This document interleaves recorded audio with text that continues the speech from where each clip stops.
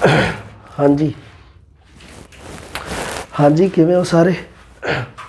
सो सारिਆਂ ਨੂੰ ਸਭ ਤੋਂ ਪਹਿਲਾਂ ਤਾਂ ਸਤਿ ਸ਼੍ਰੀ ਅਕਾਲ। ਸਵਾਗਤ ਹੈ ਤੁਹਾਡਾ ਸਾਰਿਆਂ ਦਾ ਆਪਣੀ ਇਸ ਜਮਾਤ ਵਿੱਚ।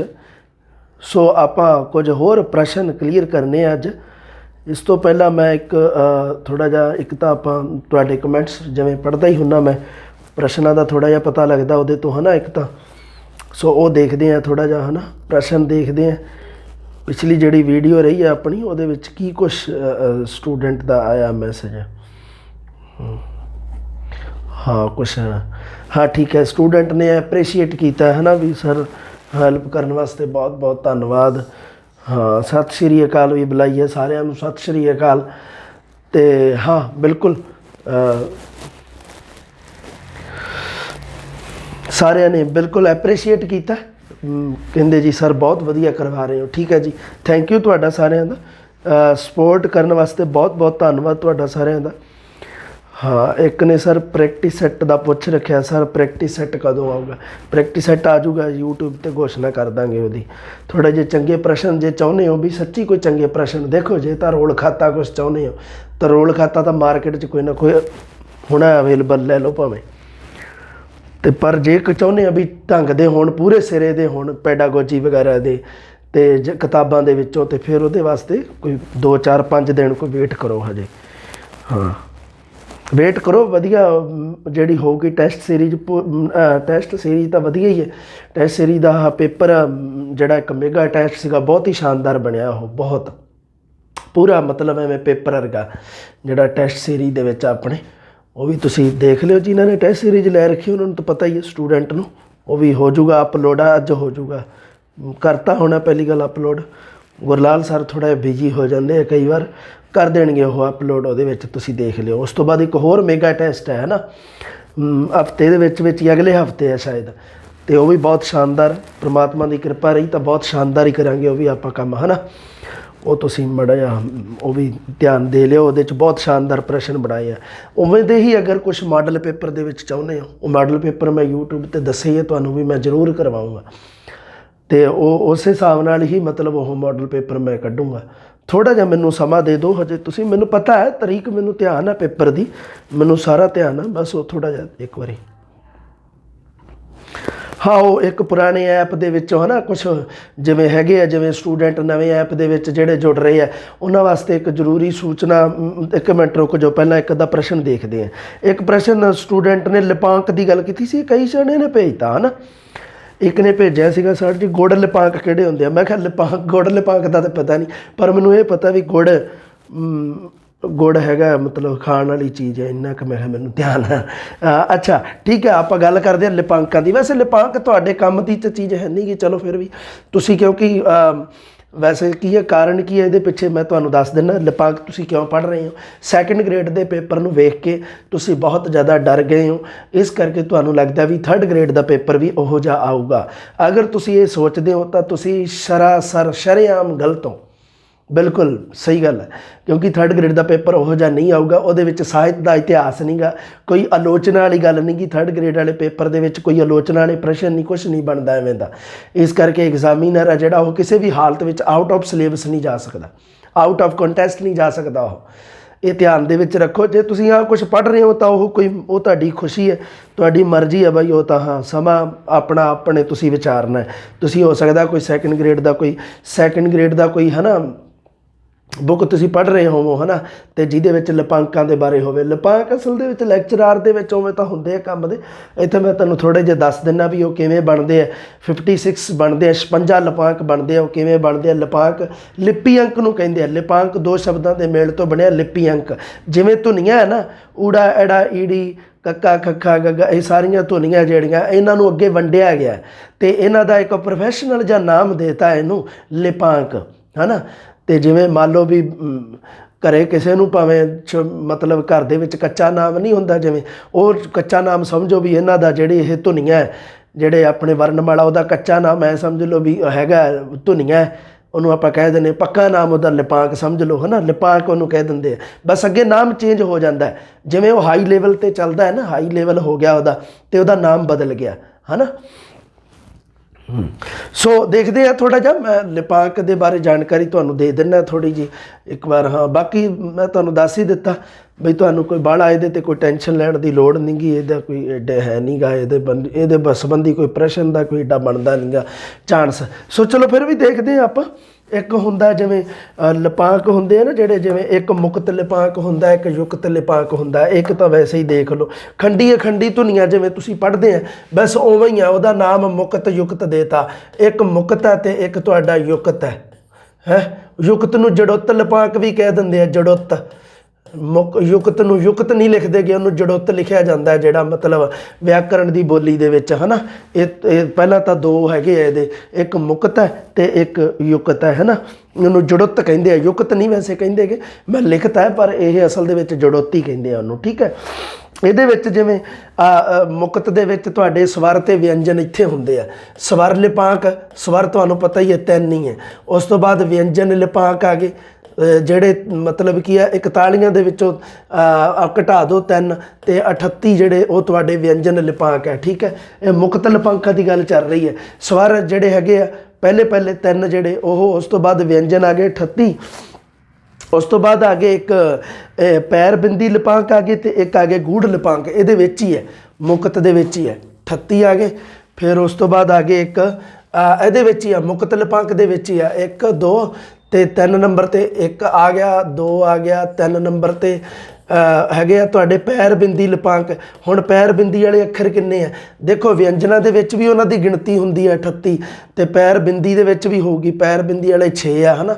ਫਿਰ ਉਸ ਤੋਂ ਬਾਅਦ ਗੂੜ ਲਿਪਾਂਕ ਆ, ਇਹ ਗੁੜ ਲਿਪਾਂਕ ਨਹੀਂਗਾ, ਗੁੜ ਖੰਡ ਇਹ ਨਾਮ ਨਾ ਲਈ ਜਾਓ ਇਹਨਾਂ ਦੇ, ਇਹ ਗੂੜ ਹੈ। ਗੂੜਾ ਨਹੀਂ ਹੁੰਦਾ ਜਿਹਨੂੰ ਆਪਾਂ ਡਾਰਕ ਕਹਿ ਦਿੰਦੇ ਆ, ਡਾਰਕ ਗੂੜ ਲਿਪਾਂਕ ਉਹ ਹੁੰਦੇ ਆ ਜਿਹੜੇ 2 ਧੁਨੀਆਂ ਦੇ ਧਾਰਨੀ ਹੋਣ, ਜਿਹੜੇ 2 ਧੁਨੀਆਂ ਨੂੰ ਪ੍ਰਗਟ ਕਰਦੇ ਹੋਣ, ਤੇ ਉਹ ਹੈਗੇ ਆਪਣੇ ਗੂੜ ਲਿਪਾਂਕ। ਆਹ ਹੈ ਘੱਗਾ, ਝੱਜਾ ਤੇ ਢੱਡਾ ਤੇ ਧੱਦਾ ਤੇ ਪੱਬਾ ਤੇ ਹਾਹਾ।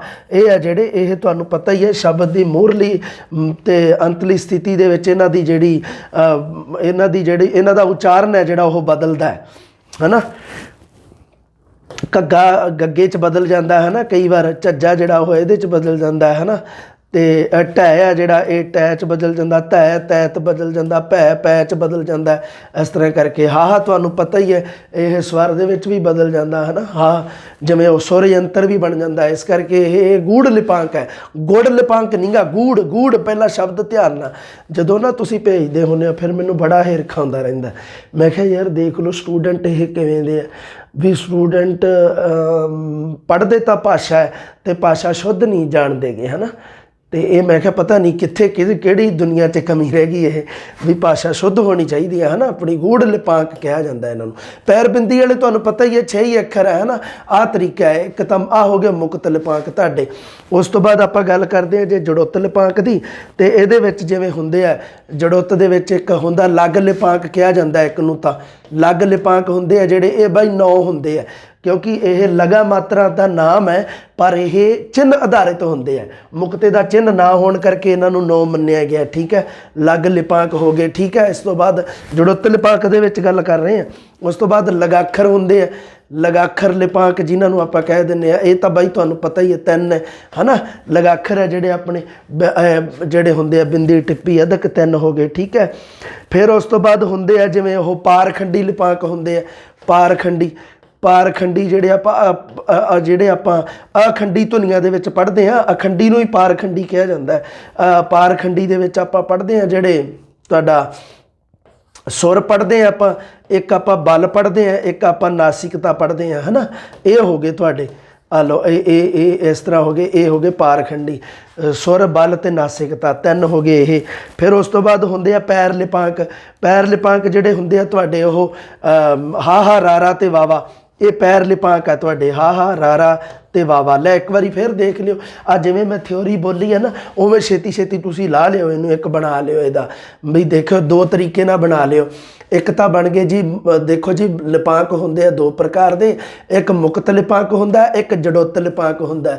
ਮੁਕਤ ਲਿਪਾਂਕ ਦੇ ਵਿੱਚ ਪਹਿਲਾਂ ਹੁੰਦੇ ਆ ਸਵਰ ਲਿਪਾਂਕ ਜਿਹੜੇ 3 ਹੈ। ਉਸ ਤੋਂ ਬਾਅਦ ਵਿਅੰਜਨ ਲਿਪਾਂਕ ਹੈ ਜਿਹੜੇ 38 ਹੈ। ਉਸ ਤੋਂ ਬਾਅਦ ਪੈਰ ਬਿੰਦੀ ਲਿਪਾਂਕ ਹੈ ਜਿਹੜੇ 6 ਆ। ਜਿਹੜਾ ਨਵੀਨ ਵਰਗ ਹੈ, ਨਵੀਨ ਵਰਗ ਦੇ ਵਿੱਚ ਪੈਰ ਬਿੰਦੀ ਅੱਖਰ 6 ਆ ਜਿਹੜੇ। ਇੱਧਰ ਵੀ ਗਿਣੇ ਗਏ ਤੇ ਇੱਧਰ ਵੀ ਗਿਣੇ ਗਏ, ਠੀਕ ਹੈ। ਉਸ ਤੋਂ ਬਾਅਦ ਗੂੜ ਲਿਪਾਂਕ ਹੈ ਜਿਹੜੇ, ਗੂੜ ਲਿਪਾਂਕ ਵੀ 6 ਹੈ। ਗੂੜ ਲਿਪਾਂਕ ਕਿਹੜੇ ਕਿਹੜੇ ਆ? ਘੱਗਾ, ਝੱਜਾ, ਢੱਡਾ, ਧੱਦਾ, ਭੱਬਾ ਤੇ ਹਾ, ਇਹ ਆਪਣੇ ਗੂੜ ਲਿਪਾਂਕ ਹੈ। ਲਓ ਆ ਹੋ ਗਏ ਮੁਕਤ ਲਿਪਾਂਕ।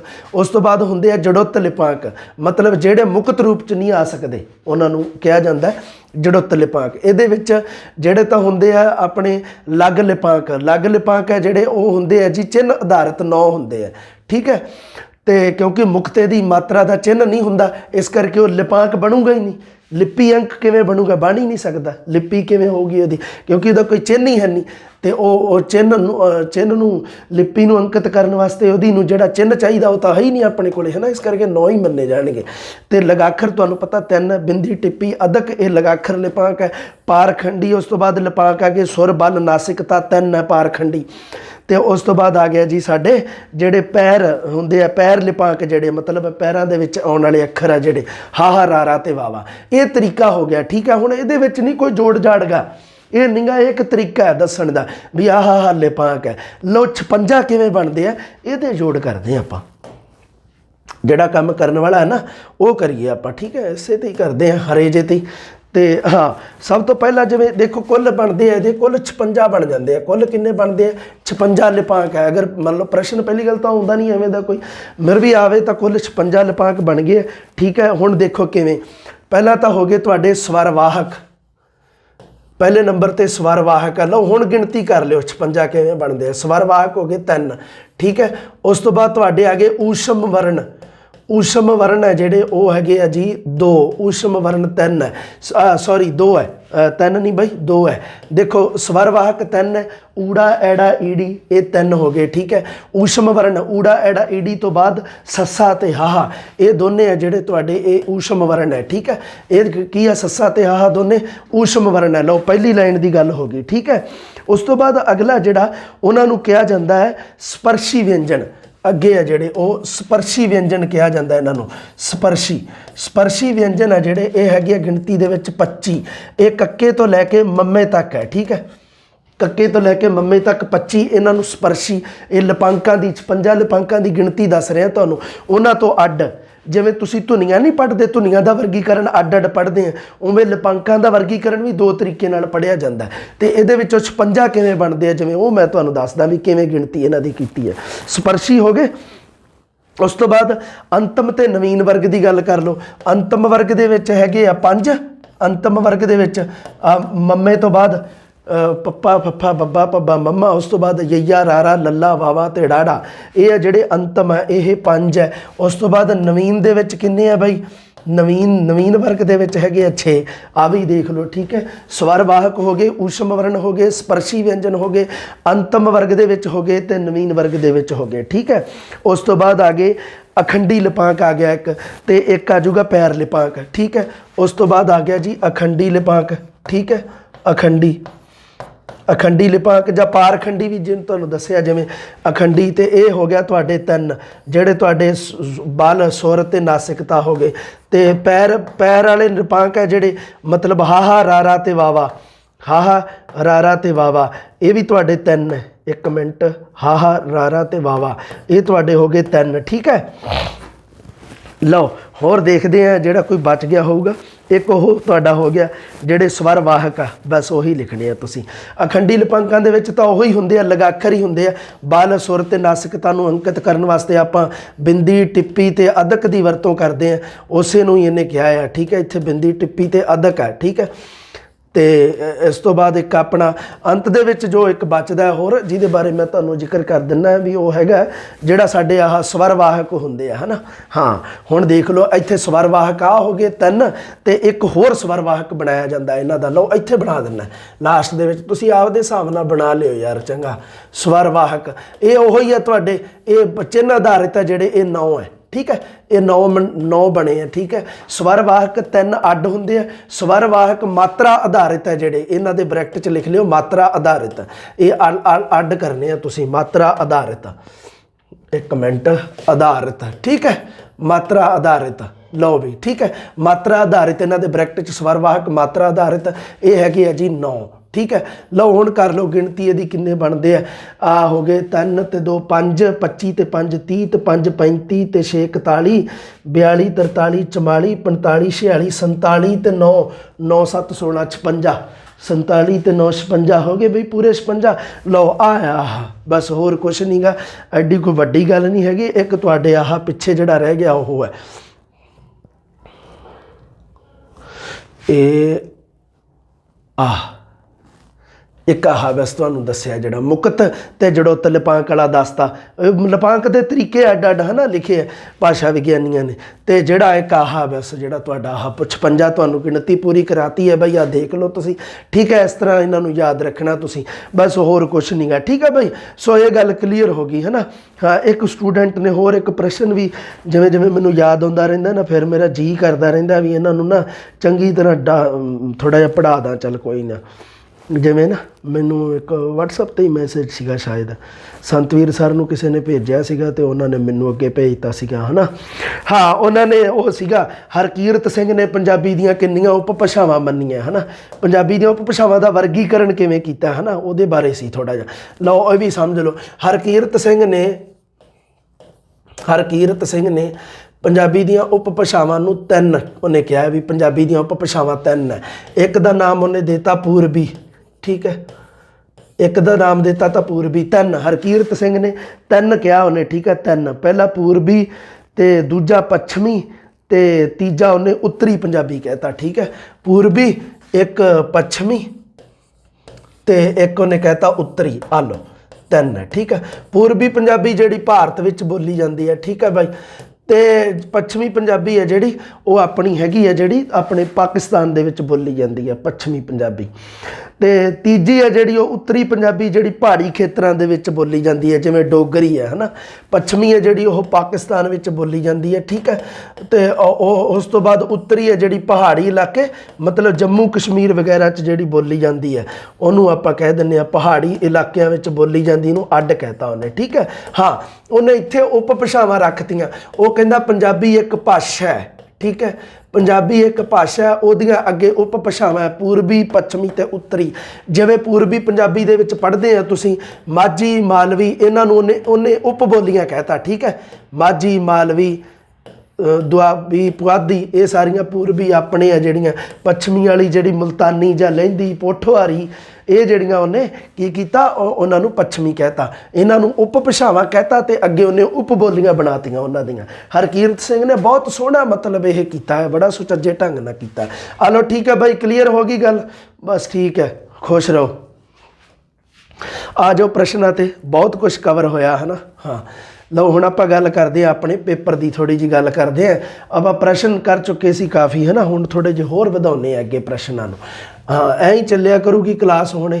ਆ ਤਾਂ ਹੋ ਗਿਆ ਸੀ। ਹਾਂ 22ਵਾਂ ਪ੍ਰਸ਼ਨ ਸੀ ਆਪਣਾ, ਸੌਂ ਜਾ ਕਾਕਾ ਲੋਰੀ ਵਿੱਚ ਨਾਨਾ ਕੀ ਲੈ ਕੇ ਆਉਂਦਾ ਹੈ। ਉਹ ਇੱਕ ਮਿੰਟ, ਮੈਂ 9ਵੀਂ ਵਾਲੀ ਕਲਾਸ ਦੇ ਵਿੱਚ ਨਾ ਉਹ ਵੇਖਾਂ ਥੋੜ੍ਹਾ ਜਿਹਾ, 1 ਸੈਕਿੰਡ, ਮਾੜਾ ਜਿਹਾ ਵੇਟ ਕਰੋ ਬਸ 1 ਹੀ ਸੈਕਿੰਡ।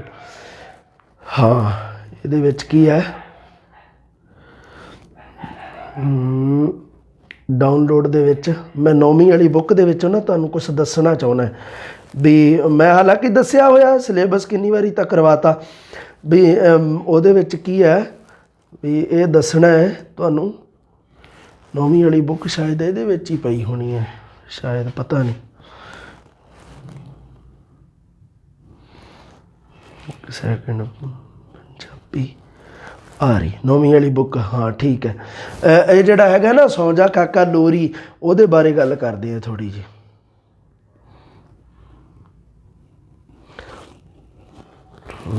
ਸੌਂ ਜਾ ਕਾਕਾ ਲੋਰੀ ਹੈ ਨਾ, ਆਪਾਂ ਲੋਰੀ ਲੱਭਣੀ ਹੈ। ਸੌਂ ਜਾ ਕਾਕਾ ਲੋਰੀ 9ਵੀਂ ਵਾਲੀ ਜਮਾਤ ਦੇ ਵਿੱਚ ਲੋਰੀਆਂ ਲਾਰੀਆਂ ਦੇ ਥੋੜ੍ਹੇ ਜਿਹੇ ਨਾ ਦੇਖਦੇ ਰਹੋ, ਵਧੀਆ ਪ੍ਰਸ਼ਨ। ਠੀਕ ਹੈ ਬਈ, ਲੋਰੀਆਂ ਵਾਲਾ ਪਾਠ 67 ਨੰਬਰ ਪੇਜ 'ਤੇ ਦੇ ਰੱਖਿਆ। ਮੈਂ ਥੋੜ੍ਹੀ ਜਿਹੀ ਤੁਹਾਨੂੰ ਗੱਲ ਜਿਹੜੀ ਦੱਸਣੀ ਹੈ ਕਿਉਂਕਿ ਮੈਨੂੰ ਘੱਟ ਯਾਦ ਰਹਿੰਦਾ ਅੱਜ ਕੱਲ੍ਹ, ਉਹ ਗੱਲਾਂ ਨਹੀਂ ਰਹਿ ਗਈਆਂ ਹੁਣ। 67 ਨੰਬਰ ਪੇਜ 'ਤੇ ਹੈ 67 ਨੰਬਰ ਪੇਜ ਤੇ ਹੈ ਲੋਰੀਆਂ ਹੈ ਨਾ। ਹਾਂ ਹੈਗਾ ਸੀਗਾ ਸੌਂ ਜਾ ਕਾਕਾ ਹੈ ਨਾ, ਜਿਹੜੀ ਲੋਰੀ ਦਾ ਸਿਰਲੇਖ ਹੈ। ਸੌਂ ਜਾ ਕਾਕਾ ਵੇ ਸੌਂ ਜਾਵੇ, ਤੇਰਾ ਨਾਨਾ ਆਇਆ ਵੇ ਸੋਨੇ ਮੋਹਰਾਂ ਲਿਆਇਆ ਵੇ। ਨਾਨਾ ਕੀ ਲੈ ਕੇ ਆਉਂਦਾ? ਮੋਹਰਾਂ ਲੈ ਕੇ ਆਉਂਦਾ ਸੋਨੇ ਦੀਆਂ। ਠੀਕ ਹੈ, ਇਹਦਾ ਉੱਤਰ ਤਾਂ ਕਲੀਅਰ ਹੋ ਗਿਆ ਵੀ ਨਾਨਾ ਹੈ ਜਿਹੜਾ ਉਹ ਬਈ ਸੋਨੇ ਦੀਆਂ ਮੋਹਰਾਂ ਲੈ ਕੇ ਆਉਂਦਾ ਹੈ। ਸੌਂ ਜਾ ਕਾਕਾ ਲੋਰੀ ਦੇ ਵਿੱਚ ਮੋਹਰਾਂ। ਤੇ ਉਸ ਤੋਂ ਬਾਅਦ ਅੱਗੇ ਦਿੱਤਾ ਹੈ ਵੀ ਤੇਰੀ ਨਾਨੀ ਆਈ ਵੇ ਘਿਓ ਪੰਜੀਰੀ ਲਿਆਈ ਵੇ। ਘਿਓ ਪੰਜੀਰੀ ਹੈ ਜਿਹੜੀ, ਪੰਜੀਰੀ ਦੇਸੀ ਮਿਠਾਈ ਨੂੰ ਕਿਹਾ ਜਾਂਦਾ ਹੈ। ਦੇਸੀ ਮਿਠਾਈ ਜਿਹੜੀ ਹੁੰਦੀ ਹੈ ਗਰਭਵਤੀ ਇਸਤਰੀ ਨੂੰ ਜਣੇਪੇ ਤੋਂ ਬਾਅਦ ਜਿਹੜੀ ਦਿੱਤੀ ਜਾਂਦੀ ਹੈ ਉਸ ਨੂੰ ਪੰਜੀਰੀ ਕਿਹਾ ਜਾਂਦਾ ਹੈ। ਤੇ ਇਹ ਦੇਸੀ ਮਿਠਾਈ ਜਿਹੜੀ ਇਹ ਬਈ ਨਾਨੀ ਲੈ ਕੇ ਆਊਗੀ। ਠੀਕ ਹੈ, ਤੇ ਉਸ ਤੋਂ ਬਾਅਦ ਇੱਕ ਹੋਰ ਹੈ ਵੀ ਤੇਰਾ ਮਾਮਾ ਆਇਆ ਵੇ 500 ਰੋਕ ਲਿਆਇਆ ਵੇ। ਮਾਮਾ ਲੈ ਕੇ ਆਇਆ ਰੋਕ ਮਤਲਬ ਰੋਕੜਾ, ਰੋਕੜਾ ਮਤਲਬ ਪੈਸਾ। ਮਾਮਾ ਕਿੰਨੇ ਪੈਸੇ ਲੈ ਕੇ ਆਇਆ? 500 ਰੋਕ ਲਿਆਇਆ ਵੇ, 500 ਰੋਕੜਾ ਲੈ ਕੇ ਆਇਆ। ਠੀਕ ਹੈ, ਉਸ ਤੋਂ ਬਾਅਦ ਮਾਸੀ ਆਈ ਵੇ ਸੋਨੇ ਕੰਗਣ ਲਿਆਈ ਵੇ। ਮਾਸੀ ਆਈ ਹੈ ਬਾਈ ਕੰਗਣ ਲਿਆਈ ਹੈ। ਠੀਕ ਹੈ, ਬੁੱਕ ਦੇ ਵਿੱਚ ਦੇਖ ਕੇ ਥੋੜ੍ਹਾ ਜਿਹਾ ਔਥੈਂਟਿਕ ਪੜ੍ਹ ਲਿਓ ਹੈ ਨਾ। ਕਈ ਵਾਰੀ ਮੰਨ ਲਓ ਤੁਸੀਂ ਜਿਵੇਂ ਕੋਈ ਮੇਰੀ ਬੁੱਕ ਪੜ੍ਹ ਰਹੇ ਹੋ ਤਾਂ ਕਿਤੇ ਪ੍ਰਿੰਟਿੰਗ ਮਿਸਟੇਕ 'ਚ ਨਾ ਰਹਿ ਗਿਆ ਹੋਵੇ ਕੁਛ ਐਵੇਂ ਦਾ ਹੈ ਨਾ, ਵੀ ਆ ਜਿਵੇਂ ਮਾਮੀ ਮਾਸੀ ਐਵੇਂ ਇੱਕੋ ਜਿਹੇ ਸ਼ਬਦ ਜੇ ਲੱਗਦੇ ਆ ਹੈ ਨਾ, ਇਹ 'ਚ ਮਾਸੀ ਆਊਗਾ। ਠੀਕ ਹੈ, ਇਹ ਤੁਸੀਂ ਦੇਖ ਲਿਓ ਵੀ ਮਾਸੀ ਜਿਹੜੀ ਲੈ ਕੇ ਆਉਂਦੀ ਹੈ ਕੰਗਣ। ਠੀਕ ਹੈ, ਸੌਂ ਜਾ ਕਾਕਾ ਲੋਰੀ ਦੇ ਵਿੱਚ ਜਿਹੜਾ ਦਿੱਤਾ ਨਾ। ਫਿਰ ਝੱਗਾ ਟੋਪੀ ਕੌਣ ਲੈ ਕੇ ਆਉਂਦਾ? ਭੂਆ ਲੈ ਕੇ ਆਉਂਦੀ ਹੁੰਦੀ ਹੈ ਬਾਈ। ਭੂਆ, ਕਾਕੇ ਦੀ ਭੂਆ ਝੱਗਾ ਟੋਪੀ ਕੱਪੜੇ ਲੈ ਕੇ ਆਉਂਦੀ ਹੈ ਉਹਦੇ ਵਾਸਤੇ। ਸੋ ਠੀਕ ਹੈ, ਆ ਸਾਰੇ ਰਿਸ਼ਤੇ ਆ ਜਿਹੜੇ ਉਹ ਗਿਣਾਤੇ ਆ, ਤੁਹਾਨੂੰ ਇਹ ਯਾਦ ਰੱਖਣੇ ਆ ਤੁਸੀਂ। ਉਸ ਤੋਂ ਬਾਅਦ ਅਗਲਾ ਪ੍ਰਸ਼ਨ ਹੈ, ਬੱਚੇ ਨੂੰ ਨਜ਼ਰ ਲੱਗਣ ਤੋਂ ਬਚਾਉਣ ਲਈ ਲੱਕ ਦੁਆਲੇ ਬੰਨੇ ਗਏ ਧਾਗੇ ਨੂੰ ਕੀ ਕਿਹਾ ਜਾਂਦਾ ਹੈ? ਬੱਚੇ ਨੂੰ ਨਜ਼ਰ ਲੱਗਣ ਤੋਂ ਬਚਾਉਣ ਵਾਸਤੇ ਜਿਹੜਾ ਲੱਕ ਦੁਆਲੇ ਬੰਨਿਆ ਗਿਆ ਧਾਗਾ ਹੁੰਦਾ ਹੈ ਉਸ ਨੂੰ ਕਿਹਾ ਜਾਂਦਾ ਹੈ ਤਵੀਤ, ਤੜਾਗੀ, ਸ਼ਗਨ ਜਾਂ ਕੈਂਠਾ। ਸੋ ਉਸ ਨੂੰ ਤੜਾਗੀ ਕਿਹਾ ਜਾਂਦਾ ਹੈ। ਠੀਕ ਹੈ ਬਾਈ, ਤੜਾਗੀ ਇੱਕ ਪ੍ਰਕਾਰ ਦਾ ਧਾਗਾ ਹੁੰਦਾ ਜੋ ਬੱਚੇ ਨੂੰ ਨਜ਼ਰ ਲੱਗਣ ਤੋਂ ਬਚਾਉਣ ਵਾਸਤੇ ਬੱਚੇ ਦੇ ਲੱਕ ਦੇ ਦੁਆਲੇ ਬੰਨਿਆ ਜਾਂਦਾ ਹੈ। ਸੋ ਠੀਕ ਹੈ ਬਾਈ। ਹਾਂ, ਵਿੱਚ ਉਹ ਅੱਛਾ ਮੇਰੀ ਗੱਲ ਸੁਣੋ, ਇਹ ਆਪਣੇ ਨਾ ਹੁਣ ਸੰਤਵੀਰ ਜੀ ਨੇ ਕੀ ਕੀਤਾ, ਇੱਕ ਉਹ ਕੰਪਿਊਟਰ ਵਾਲੀਆਂ ਕਲਾਸਾਂ ਜੀਆਂ ਲਾਈਆਂ, ਉਹ ਬੜਾ ਸ਼ਾਨਦਾਰ ਮੈਟਰ ਜਿਹਾ ਕਰਾਇਆ ਉਹਨਾਂ ਨੇ।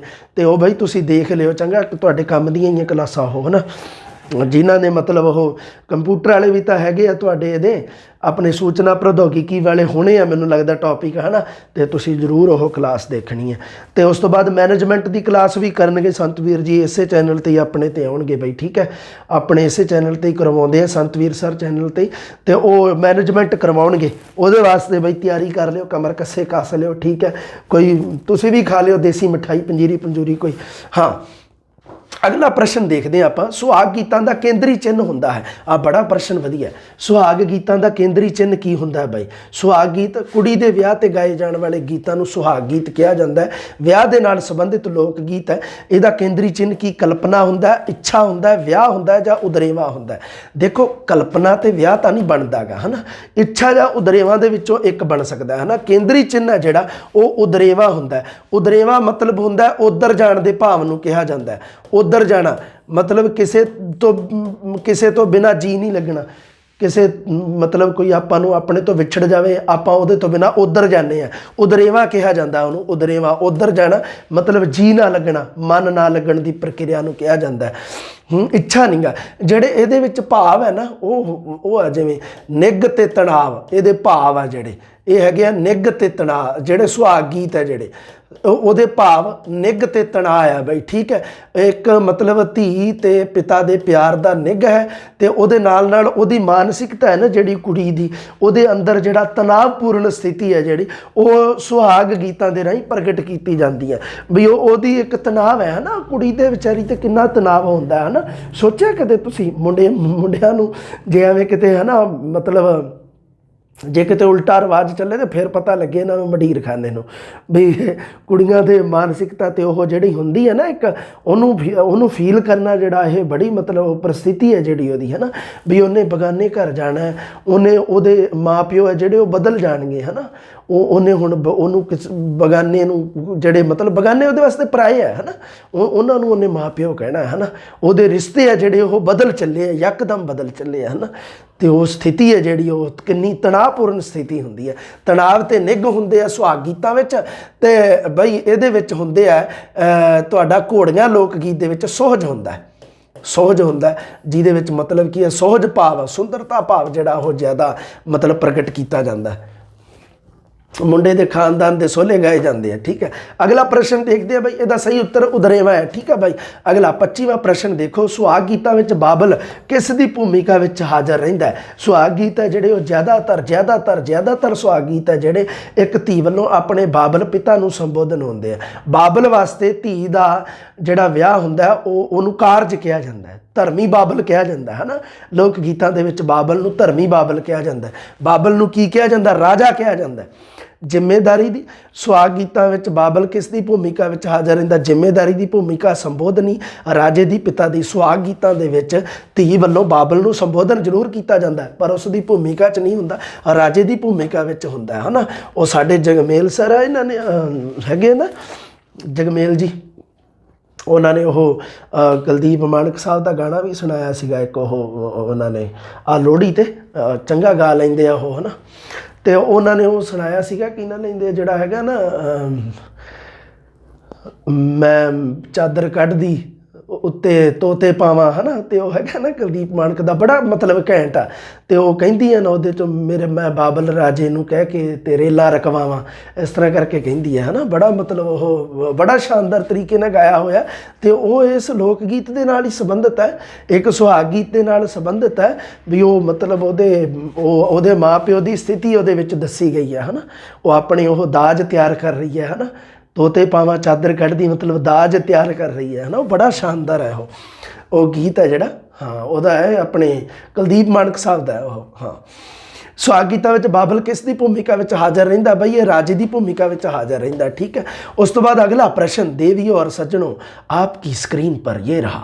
ਵਿਆਹ ਨਾਲ ਸੰਬੰਧਿਤ ਲੋਕ ਗੀਤ ਨਹੀਂ ਹੈ, ਇਹਦੇ ਵਿੱਚੋਂ ਕਿਹੜਾ ਲੋਕ ਗੀਤ ਹੈ ਜਿਹੜਾ ਵਿਆਹ ਨਾਲ ਸੰਬੰਧਿਤ ਨਹੀਂ? ਸੌਖਾ ਹੀ ਹੈ, ਸੁਹਾਗ, ਕੀਰਨਾ, ਘੋੜੀਆਂ, ਸਿੱਠਣੀਆਂ। ਸੁਹਾਗ, ਘੋੜੀਆਂ ਅਤੇ ਸਿੱਠਣੀਆਂ ਇਹ ਵਿਆਹ ਨਾਲ ਸੰਬੰਧਿਤ ਹੈ। ਕੀਰਨਾ ਮੌਤ ਨਾਲ ਸੰਬੰਧਿਤ ਲੋਕ ਗੀਤ ਹੈ। ਸੋ ਤੁਹਾਡਾ ਸਹੀ ਉੱਤਰ ਹੈ ਦੇवी और सज्जनों, कीरना। तो आप जीत चुके हैं पूरे 1 करोड़, जो कि आपको कभी नहीं मिलेंगे। सो ठीक है जी, अगे चलते हैं। ਸੂਈ ਧਾਗੇ ਨਾਲ, ਅਗਲਾ ਪ੍ਰਸ਼ਨ, ਸੂਈ ਧਾਗੇ ਨਾਲ ਕੱਪੜੇ ਉੱਪਰ ਕੀਤੀ ਹੋਈ ਕਢਾਈ ਨੂੰ ਕੀ ਆਖਿਆ ਜਾਂਦਾ ਹੈ? ਕਸੀਦਾ, ਕੱਪੜਾ, ਬੁਣਾਈ ਜਾਂ ਕੁਝ ਨਹੀਂ ਕਿਹਾ ਜਾਂਦਾ। ਸੋ ਇਹ ਹੈ ਜੀ, ਇਹਦੇ ਵਿੱਚ ਸੂਈ ਧਾਗੇ ਨਾਲ ਕੱਪੜੇ ਉੱਪਰ ਕੀਤੀ ਜਾਣ ਵਾਲੀ ਕਢਾਈ ਨੂੰ ਕਸੀਦਾ ਕਿਹਾ ਜਾਂਦਾ ਹੈ। ਕਸੀਦੇ ਕੱਢਣਾ, ਠੀਕ ਹੈ ਬਾਈ, ਹਾਂ ਕਸੀਦੇ, ਕਸੀਦਾ ਕੱਢਣਾ, ਠੀਕ ਹੈ ਬਾਈ, ਇਹਦਾ ਸਹੀ ਉੱਤਰ ਹੈ 27ਵੇਂ ਦਾ। ਅਗਲਾ ਪ੍ਰਸ਼ਨ, ਲਾੜੇ ਦੀ ਘੋੜੀ ਦੀ ਵਾਗ ਕੌਣ ਗੁੰਦਦਾ ਹੈ? ਠੀਕ ਹੈ, ਲਾੜੇ ਦੀ ਘੋੜੀ ਦੀ ਵਾਗ ਲਗਾਮ, ਹਾਂ ਠੀਕ ਹੈ ਬਾਈ, ਕੌਣ ਗੁੰਦਦਾ ਹੈ ਬਾਈ ਦੱਸੋ? ਭਾਬੀ, ਮਾਲਣ, ਭੈਣ ਜਾਂ ਮਾਲਣ ਤਾਂ ਸਿਹਰਾ ਗੁੰਦ ਕੇ ਲਿਆਉਂਦੀ ਹੁੰਦੀ ਹੈ, ਭਾਬੀ ਸੁਰਮੇ ਦੀ ਰਸਮ ਅਦਾ ਕਰਦੀ ਹੈ, ਅਤੇ ਬਈ ਭੈਣ ਹੈ ਜਿਹੜੀ ਉਹ ਵਾਗ ਗੁੰਦਦੀ ਹੈ ਅਤੇ ਨਾਲ ਨਾਲ ਘੋੜੀ ਲੋਕ ਗੀਤ ਵੀ ਗਾਉਂਦੀ ਹੈ। ਠੀਕ ਹੈ ਬਾਈ, ਹਾਂ ਆ ਪ੍ਰਸ਼ਨ ਹੋ ਗਿਆ ਕਲੀਅਰ। ਅਗਲਾ ਪ੍ਰਸ਼ਨ ਹੈ ਜਿਹੜਾ ਉਹ ਦੂਸਰੀ ਸਾਈਡ ਹੈ, ਠੀਕ ਹੈ, ਇੱਧਰ ਹੈ। ਹਾਂ, ਘੋੜੀ ਸੰਬੰਧੀ ਗੀਤ ਨਹੀਂ ਹੈ। ਹੁਣ ਘੋੜੀ, ਘੋੜੀਆਂ ਅਤੇ ਸੁਹਾਗ ਗੀਤਾਂ ਨਾਲ ਸੰਬੰਧਿਤ, ਸਿੱਠਣੀਆਂ ਨਾਲ ਸੰਬੰਧਿਤ ਲੋਕ ਗੀਤ ਦਿੱਤੇ ਹੋਏ ਆ, ਤੁਸੀਂ ਧਿਆਨ ਨਾਲ ਪੜ੍ਹਨੇ ਆ। ਕਿਹੜੇ ਦਾ ਵਿਸ਼ਾ ਕੀ ਹੈ, ਕਿਹੜੇ ਰਿਸ਼ਤੇ ਨਾਤੇ ਨਾਲ ਸੰਬੰਧਿਤ ਲੋਕ ਗੀਤ ਹੈ, ਯਾਦ ਰੱਖਣਾ ਤੁਸੀਂ। ਵਿੱਚੋਂ ਪ੍ਰਸ਼ਨ ਆਊਗਾ ਇਸ ਤਰ੍ਹਾਂ ਦਾ, ਅੱਜ ਦਾ ਦਿਨ ਸੁਲੱਖਣਾ ਤੇਰੀਆਂ ਸਭੇ ਮੁਰਾਦਾਂ ਪੁੰਨੀਆਂ, ਮੈਂ ਬਲਿਹਾਰੀ ਵੇ ਮਾਧਿਆ ਸੁਰਜਣਾ, ਤੇ ਲਾੜੇ ਦੀ ਭੈਣਾ ਚੀਰ ਕੱਢਦੀ। ਹੁਣ ਇਹਦੇ ਵਿੱਚ ਜੇ ਤੁਸੀਂ ਹੁਣ ਦੇਖ ਲਿਓ, ਇੱਕ ਲਿਸਟ ਬਣਾ ਲਿਓ ਇਹਦੀ ਤੇ ਯਾਦ ਕਰਿਓ ਇਹਨੂੰ, ਠੀਕ ਹੈ, ਕੰਧ ਤੇ ਚਿਪਕਾ ਲਿਓ ਤੇ ਉੱਥੇ ਪੜ੍ਹਦੇ ਰਹੋ ਇਹਨੂੰ ਰੈਗੂਲਰ। ਇਹਦੇ ਵਿੱਚੋਂ 3 ਤਾਂ ਬਈ ਘੋੜੀ ਸੰਬੰਧੀ ਲੋਕ ਗੀਤ ਆ ਉੱਪਰ ਵਾਲੇ, ਅੱਜ ਦਾ ਦਿਨ ਸੁਲੱਖਣਾ ਤੇਰੀਆਂ ਸਭੇ ਮੁਰਾਦਾਂ ਪੁੰਨੀਆਂ, ਮੈਂ ਬਲਿਹਾਰੀ ਵੇ ਮਾਧਿਆ ਸੁਰਜਣਾ। ਲਾੜੇ ਦੀ ਭੈਣਾ ਚੀਰ ਕੱਢਦੀ ਹੈ ਜਿਹੜਾ, ਇਹ ਹੈਗੀ ਹੈ ਜੀ ਇੱਕ ਸਿੱਠਣੀ, ਸਿੱਠਣੀ ਹੈ, ਠੀਕ ਹੈ ਬਾਈ, ਹਾਂ ਹੁਣ ਦੇਖ ਲਿਓ, ਠੀਕ ਹੈ, ਇਹ ਘੋੜੀ ਗੀਤ ਨਹੀਂ ਗਾ, ਇਹ ਸਿੱਠਣੀ ਹੈ। ਉਸਤਤ ਸੰਬੰਧੀ ਲੋਕ ਗੀਤ ਕਿਹੜਾ ਹੈ ਜਿਹਦੇ ਵਿੱਚ ਉਸਤਤ ਕੀਤੀ ਜਾਂਦੀ ਹੈ? ਟੱਪਾ, ਅਲਾਹੁਣੀਆਂ, ਸਿੱਠਣੀ ਜਾਂ ਸੁਹਾਗ। ਸੋ ਇਹ ਹੈ ਜਿਹੜਾ ਅਲਾਹੁਣੀਆਂ ਹੈ, ਠੀਕ ਹੈ ਬਾਈ। ਅਲਾਹੁਣੀਆਂ ਲੋਕ ਗੀਤ ਹੈ ਜਿਹੜਾ, ਉਹਦੇ ਵਿੱਚ ਮਰੇ ਹੋਏ ਬੰਦੇ ਦੇ ਨਾਲ, ਜਿਹੜਾ ਮਤਲਬ ਮਰਤੂ ਦੇ ਨਾਲ ਸੰਬੰਧਿਤ ਲੋਕ ਗੀਤ ਹੈ, ਮੌਤ ਨਾਲ ਸੰਬੰਧਿਤ ਲੋਕ ਗੀਤ ਹੈ, ਮਰੇ ਹੋਏ ਬੰਦੇ ਦੀ ਸਿਫਤ ਕੀਤੀ ਜਾਂਦੀ ਹੈ ਅਲਾਹੁਣੀਆਂ ਦੇ ਵਿੱਚ। ਹਿਰਦੇ ਵੇਦਕ ਅਲਾਹੁਣੀ ਦਾ ਸੰਬੰਧ ਹੈ। ਹਿਰਦੇ ਵੇਦਕ ਮਤਲਬ ਹੁੰਦੀ ਹੈ ਦਿਲ ਨੂੰ ਟੁੰਬਣ ਵਾਲੀ, ਮਤਲਬ ਜਿਹੜੀ ਹੁੰਦੀ ਹੈ ਨਾ ਐਵੇਂ, ਮਤਲਬ ਦਿਲ ਚੀਰ ਕੇ ਨਿਕਲ ਗਈ ਜਿਹੜੀ, ਹਿਰਦੇ ਵੇਦਕ, ਹਿਰਦੇ ਨੂੰ ਵੇਦਣ ਵਾਲੀ। ਅਲਾਹੁਣੀ ਜਿਹੜੀ ਉਹਦਾ ਸੰਬੰਧ ਹੈ ਕੁੜੀ ਨਾਲ, ਮਤਲਬ ਜਦੋਂ ਕੁੜੀ ਦੀ ਡੈਥ ਹੋ ਜਾਏ, ਜਵਾਨ ਕੁੜੀ ਦੀ, ਮੁੰਡੇ ਨਾਲ, ਬੱਚੇ ਨਾਲ ਜਾਂ ਲਾੜੇ ਨਾਲ। ਸੋ ਇਹ ਹਿਰਦੇ ਵੇਦਕ ਅਲਾਹੁਣੀ ਹੈ ਜਿਹੜੀ ਉਹ ਬੱਚੇ ਨਾਲ ਸੰਬੰਧਿਤ ਹੈ। ਜਦੋਂ ਛੋਟੇ ਬੱਚੇ ਦੀ ਕਿਤੇ ਅਚਨਚੇਤ ਮ੍ਰਿਤਿੂ ਹੋ ਜਾਂਦੀ ਹੈ ਤਾਂ ਉਦੋਂ ਜਿਹੜੀ ਅਲਾਹੁਣੀ ਉਚਾਰੀ ਜਾਂਦੀ ਹੈ ਉਹ ਸਭ ਤੋਂ ਜ਼ਿਆਦਾ ਹਿਰਦੇ ਵੇਦਕ ਹੁੰਦੀ ਹੈ, ਹਿਰਦੇ ਨੂੰ ਵਿੰਨ ਕੇ ਲੈ ਜਾਂਦੀ ਹੈ। ਠੀਕ ਹੈ, ਅਗਲਾ ਪ੍ਰਸ਼ਨ ਬਾਤ ਦਾ ਸੰਬੰਧ ਹੈ ਬੁਝਾਰਤ ਨਾਲ, ਕਹਾਣੀ ਨਾਲ, ਦੋਹਾਂ ਨਾਲ ਜਾਂ ਦੋਹਾਂ ਵਿੱਚੋਂ ਕੋਈ ਨਹੀਂ। ਇਹ ਪ੍ਰਸ਼ਨ ਮੈਂ ਤੁਹਾਨੂੰ ਪਹਿਲਾਂ ਵੀ ਦੱਸ ਚੁੱਕਿਆ ਵੀ ਬਾਤ ਦਾ ਸੰਬੰਧ ਦੋਹਾਂ ਦੇ ਨਾਲ ਹੈ। ਠੀਕ ਹੈ ਬਾਈ, ਬੁਝਾਰਤ ਨਾਲ ਤੇ ਕਹਾਣੀ ਨਾਲ। ਇਸੇ ਦੇ ਨਾਲ ਹੀ ਮੈਨੂੰ ਇੱਕ ਪ੍ਰਸ਼ਨ ਯਾਦ ਆ ਗਿਆ। ਇੱਕ ਪ੍ਰਸ਼ਨ ਮੈਨੂੰ ਕਿਸੇ ਸਟੂਡੈਂਟ ਨੇ ਭੇਜਿਆ। ਮੈਂ ਨਾ ਸਟੂਡੈਂਟ ਨੂੰ ਇੰਨਾ ਕਹਿਣਾ ਹੁੰਦਾ, ਮੈਂ ਇਹ ਨਹੀਂ ਕਹਿੰਦਾ ਤੁਸੀਂ ਬਹੁਤ ਮਤਲਬ ਹੈਗੇ ਆ ਸਾਰੇ ਗਿਆਨੀ ਗੁਣੀਆਂ ਆਪਣੀ ਥਾਂ ਤੇ, ਸਾਰੇ ਵਿਦਵਾਨ ਯੂਟਿਊਬਰ ਹੈ ਜਿਹੜੇ ਹੈ ਨਾ, ਹੈਗੇ ਆ ਪੰਜਾਬੀ ਵਾਲੇ ਬਹੁਤ ਸਾਰੇ ਆ, ਸਾਰੇ ਬਹੁਤ ਵਧੀਆ ਕਰਾਉਂਦੇ ਆ। ਪਰ ਨਾ ਮੈਂ ਵੇਖਿਆ ਕਈ ਵਾਰੀ ਉਹ ਨਹੀਂ ਗੱਲ ਕੀ, ਮੈਂ ਉਹਨਾਂ ਬਾਰੇ ਨਹੀਂ ਕੁਛ ਵੀ ਕਹਿੰਦਾ ਕਿਉਂਕਿ ਉਹ ਸਾਰੇ ਹੀ ਵਧੀਆ। YouTube 'ਤੇ ਆਉਣਾ ਇਹ ਕੋਈ ਮਾੜੀ ਮੋਟੀ ਗੱਲ ਨਹੀਂ ਹੁੰਦੀ। YouTube 'ਤੇ ਆਇਆ ਮਤਲਬ ਕੋਈ ਤਾਂ ਇਹਦਾ ਮਤਲਬ ਉਹਦੇ ਕੋਲੇ ਕੰਟੈਂਟ ਹੈਗਾ ਵਧੀਆ, ਹੈ ਨਾ। ਹਾਂ, ਪਰ ਕੀ ਹੈ ਵੀ ਉਹ ਹੁਣ ਭੇਜਿਆ ਉਹਨੇ, ਉਹਦੇ ਵਿੱਚ ਸੀਗਾ ਵੀ ਉਹ ਪ੍ਰਸ਼ਨ ਸੀਗਾ ਵੀ ਕਿੱਕਲੀ ਹੈ, ਪ੍ਰਸ਼ਨ ਸੀਗਾ। ਦੇਖੋ ਹੁਣ ਥੋੜ੍ਹਾ ਜਿਹਾ ਦੇਖ ਲਓ, ਮੈਂ ਬਾਤ ਦਾ ਸੰਬੰਧ ਜਦੋਂ ਪ੍ਰਸ਼ਨ ਯਾਦ ਆ ਗਿਆ ਮੈਨੂੰ ਕਿੱਕਲੀ ਹੈ ਤਾਂ ਮੈਨੂੰ ਯਾਰ ਬੜਾ ਹਿਰਖ ਆਇਆ। ਮੈਂ ਕਿਹਾ ਯਾਰ ਦੇਖ ਲਓ ਵੀ ਯਾਰ ਪ੍ਰਸ਼ਨ ਬਣਾਉਣ ਵਾਲੇ ਨੇ ਕਮਾਲ ਹੀ ਕਰਤੀ ਵੀ ਇਹਨੂੰ ਐ ਹੈ ਹੀ ਨਹੀਂਗਾ ਵੀ ਮੈਂ ਪੜ੍ਹ ਤਾਂ ਲਵਾਂ ਕੁਛ ਮਾੜਾ ਮੋਟਾ, ਵੀ ਕੁਛ ਤਾਂ ਮਾੜਾ ਮੋਟਾ ਪੜ੍ਹ ਲਾਂ ਵੀ ਪ੍ਰਸ਼ਨ ਬਣਾਉਣ ਤੋਂ ਪਹਿਲਾਂ। ਕਿੱਕਲੀ ਹੈ, ਉਹਨੇ ਕਿੱਕਲੀ ਗੀਤ ਵੀ ਲਿਖਤਾ ਅਤੇ ਕਿੱਕਲੀ ਇੱਕ ਉਹਨੇ ਖੇਡ ਵੀ ਲਿਖਤਾ। ਆ ਲਓ, ਇਹ ਪਹਿਲਾ ਆਪਸ਼ਨ ਪਾਤਾ, ਦੂਜਾ ਆਪਸ਼ਨ ਪਾਤਾ, ਉਸ ਤੋਂ ਬਾਅਦ ਇੱਕ ਕੋਈ ਤੀਜਾ ਇੱਕ ਚੌਥਾ। ਹੁਣ ਇਹਦੇ ਵਿੱਚ ਉਹ ਮੈਨੂੰ ਸਟੂਡੈਂਟ ਨੇ ਭੇਜਿਆ, ਸਰ ਜੀ ਆਹ। ਮੈਂ ਉਹਨੂੰ ਹੁਣ ਕੀ ਦੱਸਾਂ, ਮੈਂ ਕਿਹਾ ਯਾਰ ਮੈਨੂੰ ਇੰਨੀ ਨਹੀਂ ਮੇਰੇ ਤੋਂ ਹੁੰਦੀ। ਮੈਂ ਕਿਹਾ ਮੈਂ ਇਹਨੂੰ ਕੋਈ ਦੱਸ ਦੂੰਗਾ, ਚੱਲ ਕੋਈ ਨਾ। ਮੈਂ ਕਿਹਾ ਮੈਨੂੰ ਜਿਵੇਂ ਹੁਣ ਮੈਨੂੰ ਯਾਦ ਆ ਗਿਆ ਹੈ ਕਿੱਕਲੀ ਹੈ। ਉਹ ਕਿੱਕਲੀ ਤਾਂ ਇੱਕ ਮਤਲਬ ਆ ਵੀ ਹੈ ਜਿਵੇਂ ਗੀਤ ਵੀ ਹੈ। ਜਦੋਂ ਕਿੱਕਲੀ ਪਾਉਂਦੀਆਂ ਕੁੜੀਆਂ, ਕਿੱਕਲੀ ਜਿਹੜੀ ਹੁੰਦੀ ਹੈ ਕਿੱਕਲੀ ਪਾਉਂਦੀਆਂ ਜਦੋਂ ਕੁੜੀਆਂ ਛੋਟੀਆਂ, ਤਾਂ ਉਦੋਂ ਕੀ ਕਰਦੀਆਂ ਨਾਲ ਕਿੱਕਲੀ ਗੀਤ ਵੀ ਤਾਂ ਗਾਉਂਦੀਆਂ ਹੈ ਨਾ। ਅਤੇ ਇਹ ਜਿਹੜੇ ਮਤਲਬ ਦੋਨੇ ਹੀ ਆਪਸ਼ਨ ਸਹੀ ਕਰਦੇ ਆ, ਹੈ ਨਾ। ਅਤੇ ਇਸ ਤਰ੍ਹਾਂ ਕਰਕੇ ਮੈਨੂੰ ਬੜਾ ਮੈਂ ਕਿਹਾ ਹੋਇਆ। ਮੈਂ ਇੱਕ ਵਾਰੀ ਫਿਰ ਇਹਨੂੰ ਦੇਖੂੰਗਾ ਕਨਫਰਮ, ਪਰ ਮੈਨੂੰ ਸ਼ਿਓਰ ਹੀ ਇਸ ਤਰ੍ਹਾਂ ਦਾ ਹੀ ਪ੍ਰਸ਼ਨ ਸੀਗਾ, ਇਹ ਐਵੇਂ ਦਾ ਹੀ ਸੀਗਾ ਕੁਛ। ਇਹਨਾਂ ਤੋਂ ਤੁਸੀਂ ਨਾ ਥੋੜ੍ਹਾ ਜਿਹਾ ਮੈਂ ਐਵੇਂ ਕਹਿੰਦਾ ਵੀ ਪਰਹੇਜ਼ ਥੋੜ੍ਹਾ ਜਿਹਾ ਜ਼ਰੂਰੀ ਹੈ ਨਾ। ਵੀ ਇਹ ਪ੍ਰਸ਼ਨ ਬਣਾਉਣ ਲੱਗਿਆ ਹੀ ਨਹੀਂ ਦੇਖਿਆ ਲੈ ਦੱਸ ਵੀ ਫਿਰ ਕੋਈ ਰਿਸਪੋਂਸੀਬਿਲਿਟੀ ਵੀ ਤਾਂ ਹੁੰਦੀ ਹੈ ਨਾ।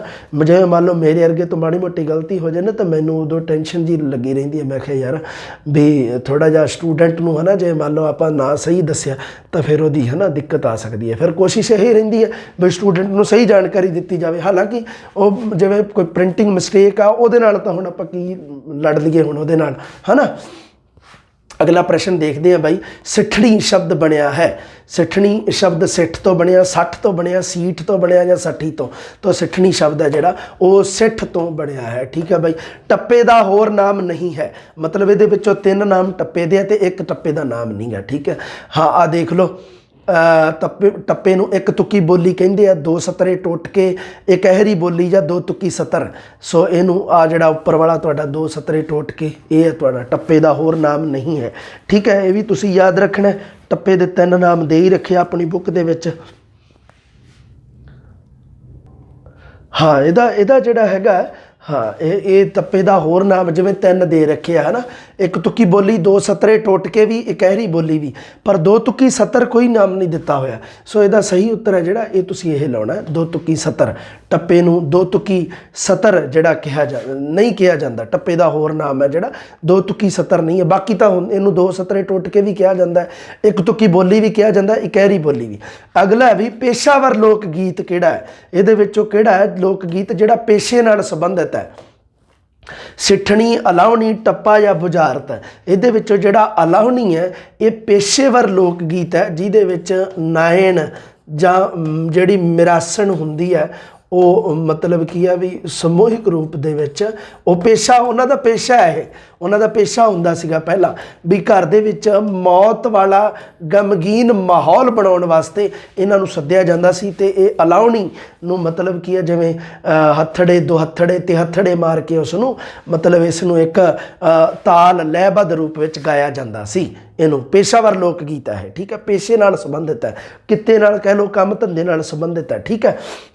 ਅੱਛਾ ਉਹ ਦੇਖੋ ਮਾੜਾ ਜਿਹਾ ਦੁਬਾਰੇ ਉਹ ਮੈਂ ਪ੍ਰਸ਼ਨ, ਹਾਂ ਉਹ ਮੈਂ ਹੁਣ ਦੇਖਿਆ ਦੁਬਾਰੇ, ਪਹਿਲਾਂ ਤਾਂ ਮੈਨੂੰ ਦੇਖਿਆ ਹੁਣ ਲੱਭਿਆ ਮੈਨੂੰ ਉਹ ਸੀਗਾ ਵੀ ਕਿੱਕਲੀ ਹੈ। ਹੁਣ ਦੁਬਾਰੇ ਦੇਖ ਲਓ ਅਸਲ ਦੇ ਵਿੱਚ ਹਾਂ ਕਿੱਕਲੀ ਹੈ। ਕਿੱਕਲੀ ਉਹਨੇ ਨਾ 2 ਆਪਸ਼ਨ ਜਿਹੜੇ ਪਾਏ ਸੀ ਨਾ ਕੋਈ ਵੀ, ਉਹ ਇੱਕ ਤਾਂ ਉਹਨੇ ਗੀਤ ਵੀ ਪਾਇਆ ਸੀਗਾ ਅਤੇ ਇੱਕ ਉਹਨੇ ਨਾਚ ਵੀ ਪਾਇਆ ਸੀਗਾ। ਖੇਡ ਨਹੀਂ ਨਾਚ, ਖੇਡ ਨਹੀਂ ਬਈ, ਨਾਚ ਵੀ ਪਾਇਆ ਸੀ। ਹੁਣ ਕਿੱਕਲੀ ਕੁੜੀਆਂ ਜਿਹੜੀਆਂ ਹੁੰਦੀਆਂ ਥੋੜ੍ਹੀਆਂ ਛੋਟੀ ਉਮਰ ਦੀਆਂ ਕੁੜੀਆਂ, ਉਹਨਾਂ ਦਾ ਪਸੰਦੀਦਾ ਇਹ ਨਾਚ ਹੈ ਕਿੱਕਲੀ। ਜਦੋਂ ਉਹ ਮਤਲਬ ਚੱਕਰ ਚੁੰਡੇ ਵਾਂਗ ਇੱਕ ਦੂਜੇ ਦੇ ਚੀਰ ਮਧਾਣੀ ਵਾਂਗ ਹੱਥ ਫੜ ਕੇ ਤੇ ਚੱਕਰ ਚੁੰਡੇ ਵਾਂਗ ਘੁੰਮਦੀਆਂ, ਚੱਕਰ ਚੁੰਡੇ ਫਿਰਕੀ ਕਹਿ ਲਓ, ਹੈ ਨਾ, ਜਿਵੇਂ ਉਹ ਹੁੰਦਾ ਹੈ ਨਾ, ਉਹਦੇ ਵਾਂਗ ਘੁੰਮਦੀਆਂ ਇਸ ਤਰ੍ਹਾਂ, ਹੈ ਨਾ। ਤੇ ਨਾਲ ਉਹ ਕਿੱਕਲੀ ਲੋਕ ਗੀਤ ਉਚਾਰਦੀਆਂ, ਮਤਲਬ ਕਿੱਕਲੀ ਨਾਚ ਵੀ ਹੈ, ਕਿੱਕਲੀ ਗੀਤ ਵੀ ਆ। ਉਹ ਪਹਿਲਾਂ ਮੈਂ ਦੱਸਿਆ ਸੀ ਨਾ, ਖੇਡ ਨਹੀਂਗਾ, ਓਏ ਖੇਡ ਵਾਲਾ ਕੋਈ ਨਹੀਂਗਾ, ਉਹ ਪਿੱਛੇ ਮੈਂ ਦੱਸਿਆ ਸੀ ਜਿਹੜਾ, ਉਹ ਨਾ ਹੁਣ ਆਹ ਸਹੀ ਕਰ ਲਿਓ ਉਹਨੇ ਵੀ ਕਿੱਕਲੀ ਹੈ ਜਿਹੜਾ, ਧਿਆਨ ਰੱਖਿਓ ਤੁਸੀਂ, ਗੀਤ ਵੀ ਹੈ ਇਹ ਤੇ ਨਾਚ ਵੀ ਹੈ ਕਿੱਕਲੀ। ਮਤਲਬ ਉਹ ਗੀਤ ਜਿਹੜਾ ਗਾਉਂਦੀਆਂ, ਫਿਰ ਉਹ ਕਿੱਕਲੀ ਕਲੀਰ ਦੀ ਪੱਗ ਮੇਰੇ ਵੀਰ ਦੀ ਦੁਪੱਟਾ ਮੇਰੇ ਭਾਈ ਦਾ, ਸੋਹਣਾ ਮੂੰਹ ਜਵਾਈ ਦਾ, ਇਹ ਗੀਤ ਹੈ। ਤੇ ਕਿਹੜਾ ਗੀਤ ਹੈ ਇਹ? ਕਿੱਕਲੀ ਲੋਕ ਗੀਤ ਹੈ। ਠੀਕ ਹੈ ਬਈ, ਯਾਦ ਰੱਖਿਓ ਤੁਸੀਂ, ਕਿੱਕਲੀ ਨਾਚ ਨੱਚਦੇ ਸਮੇਂ ਕਿੱਕਲੀ ਲੋਕ ਗੀਤ ਵੀ ਗਾਇਆ ਜਾਂਦਾ ਹੈ। ਦੋਨੇ ਚੀਜ਼ਾਂ ਹੀ ਸਹੀ ਸੀਗੀਆਂ ਇਹ। ਠੀਕ ਹੈ, ਇਹ ਵੀ ਯਾਦ ਰੱਖਣਾ ਤੁਸੀਂ, ਇਹ ਬਹੁਤ ਵਧੀਆ ਪ੍ਰਸ਼ਨ, ਇਹਨੂੰ ਆਪਾਂ ਸਹੀ ਕਰਵਾਤਾ। ਠੀਕ ਹੈ, ਅਲਾਹੁਣੀ ਪੇਸ਼ਾਵਰ ਲੋਕ ਗੀਤ ਹੈ। ਉਸ ਤੋਂ ਬਾਅਦ ਅਗਲਾ ਪ੍ਰਸ਼ਨ ਹੈ ਜਿਹੜਾ ਲੋਕ ਕਾਵ ਸਿਰਜਣ ਦੀ ਪ੍ਰਕਿਰਿਆ ਹੈ। ਲੋਕ ਕਾਵ ਦਾ ਜਿਹੜਾ ਨਿਰਮਾਣ ਹੁੰਦਾ, ਲੋਕ ਕਾਵ, ਉਸ ਦੇ ਨਿਰਮਾਣ ਦੀ ਪ੍ਰਕਿਰਿਆ ਬਈ ਕਿਸ ਤਰ੍ਹਾਂ ਦੀ ਹੈ? ਕਹਿੰਦਾ ਪ੍ਰਸ਼ਨ ਇਹ ਹੈ, ਸਹਿਜ ਹੈ, ਤੇਜ਼ ਹੈ, ਧੀਮੀ ਹੈ ਜਾਂ ਮੱਧਮ ਹੈ? ਅਸਲ ਦੇ ਵਿੱਚ ਕੀ ਹੈ, ਲੋਕ ਕਾਵ ਸਿਰਜਣ ਦੀ ਪ੍ਰਕਿਰਿਆ ਸਹਿਜ ਹੁੰਦੀ ਹੈ। ਸਹਿਜ ਪੱਕੇ ਸੋ ਮਿੱਠਾ ਹੋਏ, ਹੈ ਨਾ। ਹਾਂ, ਸੋ ਸਹਿਜ ਹੈ ਲੋਕ ਕਾਵ ਸਿਰਜਣ ਦੀ ਪ੍ਰਕਿਰਿਆ, ਜਿਹੜੀ ਪੁਰਾਤਨ ਸਮੇਂ ਤੋਂ ਸਾਡੀਆਂ ਪੀੜ੍ਹੀ ਦਰ ਪੀੜ੍ਹੀ ਸਾਡੇ ਤੱਕ ਪਹੁੰਚਦੀ ਆ ਰਹੀ ਹੈ। ਇੰਨੀ ਸਹਿਜ ਹੈ, ਸਹਿਜ ਤਰੀਕੇ ਨਾਲ ਇਸ ਦੀ ਸਿਰਜਣ ਪ੍ਰਕਿਰਿਆ, ਨਾ ਤੇਜ਼ ਹੈ, ਨਾ ਧੀਮੀ ਹੈ, ਨਾ ਮੱਧਮ ਹੈ। ਮੈਂ ਤਾਂ ਕਹਿੰਦਾ ਹੁੰਦਾ ਨਾ ਵੀ ਜਿਹੜਾ ਐਗਜ਼ਾਮ ਨੂੰ ਕਲੀਅਰ ਕਰਨਾ, ਐਗਜ਼ਾਮ ਕਰੈਕ ਕਰਨਾ, ਇਹ ਸ਼ਬਦਾਂ ਦੀ ਖੇਡ ਹੈ, ਸ਼ਬਦਾਂ ਦੀ। ਹੁਣ ਦੇਖੋ ਆ ਵੇਖੋ, ਸ਼ਬਦ ਇੱਕੋ ਜਿਹੇ ਹੈ ਨਾ, ਸਹਿਜ ਪ੍ਰਕਿਰਿਆ। ਅਗਲਾ ਪ੍ਰਸ਼ਨ, ਲੋਕ ਗੀਤਾਂ ਦੀ ਸੰਭਾਲ ਹੈ, ਲਿਖਤੀ, ਕੋਸ਼ੀ, ਮੌਖਿਕ ਜਾਂ ਸਾਰੇ ਸਹੀ ਹਨ? ਠੀਕ ਹੈ ਬਾਈ, ਹਾਂ, ਲੋਕ ਗੀਤਾਂ ਦੀ ਸੰਭਾਲ ਹੈ ਜਿਹੜੀ, ਉਹ ਤੁਹਾਨੂੰ ਪਤਾ ਹੀ ਹੈ, ਮੂਲ ਰੂਪ ਦੇ ਵਿੱਚ ਇਹਦੀ ਸੰਭਾਲ ਹੈ ਜਿਹੜੀ, ਇਹ ਮੌਖਿਕ ਹੀ ਹੈ। ਮੌਖਿਕ ਰੂਪ ਦੇ ਵਿੱਚ ਹੀ ਪੀੜ੍ਹੀ ਦਰ ਪੀੜ੍ਹੀ ਸਾਡੇ ਤੱਕ ਲੋਕ ਗੀਤ ਪਹੁੰਚਦੇ ਹਨ। ਵਰਤਮਾਨ ਦੇ ਵਿੱਚ ਠੀਕ ਹੈ ਵੀ ਇਹਦਾ ਲਿਖਤੀ ਰੂਪ ਹੈ, ਇਹਦਾ ਕੋਈ ਕੋਸ਼ ਵੀ ਤਿਆਰ ਹੋ ਗਿਆ ਹੋਣਾ, ਸਾਰੇ ਸਹੀ ਨਹੀਂ ਹੈ, ਪਰ ਆਪਸ਼ਨ ਅਗਰ ਤੁਸੀਂ 9th ਵਾਲੀ ਬੁੱਕ ਨੂੰ ਢੰਗ ਨਾਲ ਪੜ੍ਹੋਗੇ ਤਾਂ ਲੋਕ ਗੀਤਾਂ ਦੀ ਸੰਭਾਲ ਹੈ ਜਿਹੜੀ, ਇਹ ਮੌਖਿਕ ਰੂਪ ਵਿੱਚ ਹੈ। ਠੀਕ ਹੈ ਬਾਈ, ਇਹ ਵੀ ਯਾਦ ਰੱਖਣਾ ਤੁਸੀਂ, ਕਿਤੇ ਕਿਆਸ ਲਾਉਣ ਲੱਗ ਜਾਓ ਅੰਦਾਜ਼ੇ ਨਾਲ, ਤਾਂ ਫਿਰ ਤੁਸੀਂ ਆਹੀ ਕਰੋਗੇ ਵੀ ਸਾਰੇ ਹੀ ਸਹੀ ਹੈ। ਵੀ ਲੋਕ ਗੀਤ ਤਾਂ ਲਿਖਤੀ ਰੂਪ 'ਚ ਵੀ ਮਿਲ ਜਾਂਦੇ ਆ, ਕੋਸ਼ ਵੀ ਹੋਣਾ ਲੋਕ ਗੀਤਾਂ ਦੇ ਜਿਹੜੇ ਸ਼ਬਦਾਵਲੀ ਹੈ ਉਹਨਾਂ ਦਾ ਕੋਈ ਕੋਸ਼ ਵੀ ਤਿਆਰ ਕੀਤਾ ਹੋਣਾ ਕਿਸੇ ਨੇ, ਮੌਖਿਕ ਰੂਪ ਵਿੱਚ ਤਾਂ ਹੁੰਦਾ ਹੀ ਹੈ, ਪਰ ਅਸਲ ਇਹ ਜਿਹੜਾ ਮੌਖਿਕ ਹੈ। ਲੈ ਵੇ ਬਾਬਾ ਲੋਰੀਆਂ, ਲੋਰੀ ਵਿੱਚ ਬੱਚੇ ਦੇ ਪੈਰਾਂ ਵਿੱਚ ਕੀ ਪਾਇਆ ਜਾਂਦਾ ਹੈ?